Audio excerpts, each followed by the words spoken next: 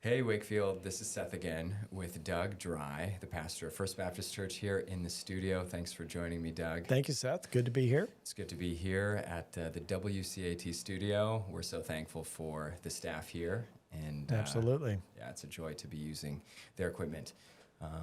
We have an interesting topic to talk about just briefly. I know that when we were in the studio back in 2022, we were still kind of looking at what the future would look like in regards to our church and building.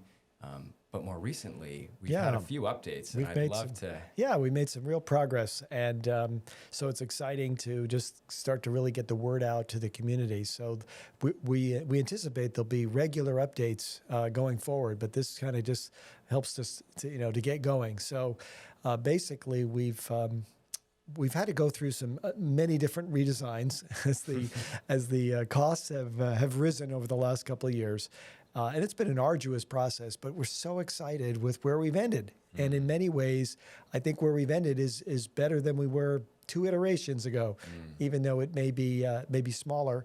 But I think it's going to be exactly what we need for the foreseeable future. That's great. So one of the big steps was the Zoning Board of Appeals. And those guys were great. And we've went before them originally with kind of an original design, and then we had to tweak some things, and we had to go back and get what's called a minor modification. And again, they are so supportive. We've really appreciated that. That's a hard job, and I think their meetings go for hours during the week. And these guys have jobs. And anyway, shout out to those guys. Thank you, Zoning Board of Appeals of Wakefield. But we had the green light from them. We've also selected a contractor, Groom Construction. I believe they're based out of the North Shore, maybe Swampscott. I'm not 100% sure. And so with our architectural firms, LDA Associates and Groom Construction and First Baptist, that's like a 3-legged stool. So the 3 partners, the 3 amigos, are in this to get this building completed. Dare I say the Holy Trinity? I don't know. I do not want to say that. Okay. We won't say that. But we're in this together. And so we have signed a letter of intent with them, which really gets the ball rolling. And over the next week or so, we're finalizing our contract, the actual construction contract. And we have a church congregational meeting on February 19th, which we'll be going through the details with the church body, and then we'll be signing that contract. In the meantime, I believe we've also either have or we are applying for the building permit, and all of those things as they are coming together. We're targeting about a mid-March mobilization on site. So mobilization basically just means you put a fence around the property. That's a liability thing. You move a construction trailer on site. You start to bring equipment there, and we'll be scheduling a groundbreaking and more information on that upcoming.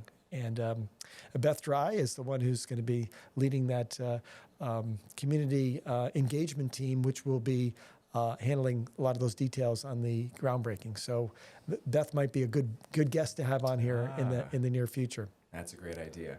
What an exciting time in the life of a church. Just hearing this that's huge for not just the church, the family, but the community. Absolutely.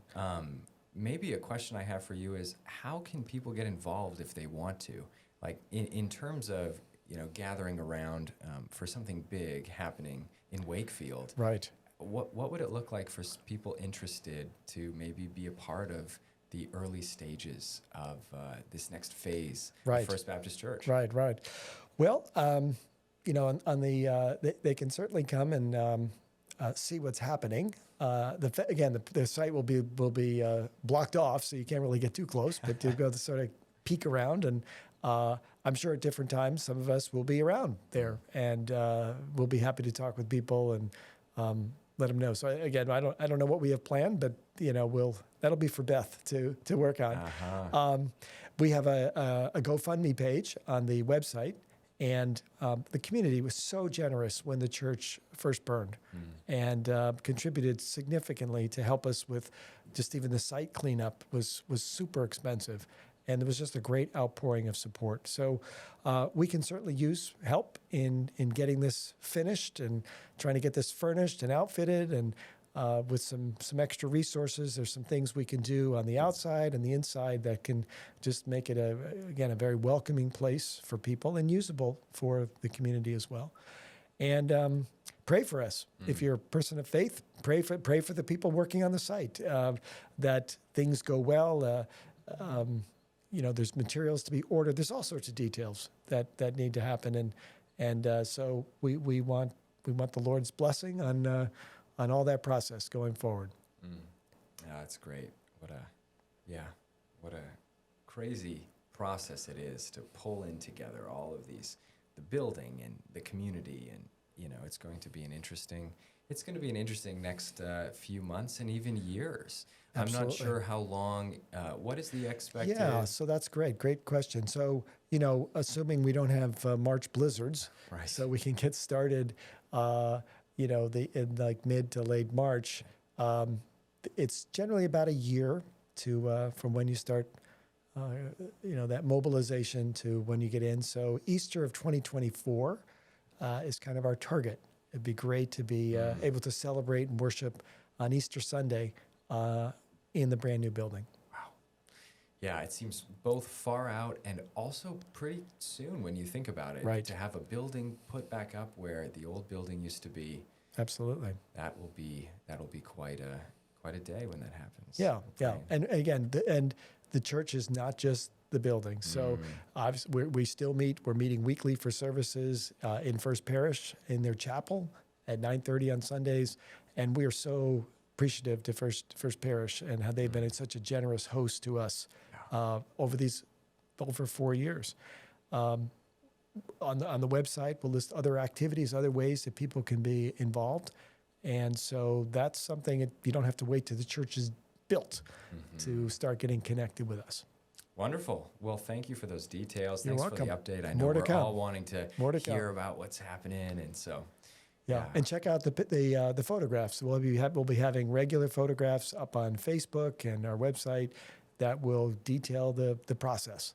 Great. Well, thanks again for joining us, Doug. Great to hear from you. You're welcome. And we'll see you all next week. Sounds good.